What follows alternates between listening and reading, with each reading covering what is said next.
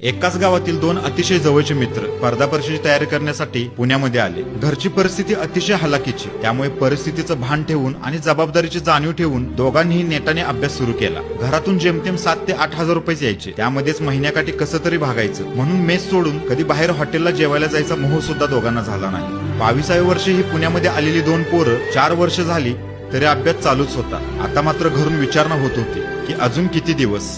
दोघांमधील एकाने वाढत जाणारं वय आणि जबाबदारीचं भान ओळखून थांबण्याचा निर्णय घेतला, तर दुसऱ्याने लोक काय म्हणतील या भीतीपोटी अभ्यास चालूच ठेवला. ज्याने अभ्यास बंद केला त्याने चहा आणि पोह्याचा स्टॉल टाकला आणि स्पर्धा परीक्षेची तयारी करणाऱ्या विद्यार्थ्यांनाच तो खाऊ घालू लागला. सुरुवातीला लोकांनी प्रचंड त्याला नावे ठेवली, अरे अधिकारी बनायला आला होतास आणि हे काय म्हणून त्याची अवहेलना केली. परंतु तो मात्र थांबला नाही. आज दोघेही 32 वर्षांचे आहेत. अभ्यास करणाऱ्या विद्यार्थ्याचे डोक्यावरले केस गेले आहेत. आजही तो लायब्ररीमध्ये बसून अभ्यास करतोय आणि बाप मात्र त्याला महिन्याकाठी पैसे पाठवून अक्षरशः कर्जबाजारी झाला आहे. आजही त्याला असं वाटतं की अजून 1 वर्ष मी नक्कीच अधिकारी होईल.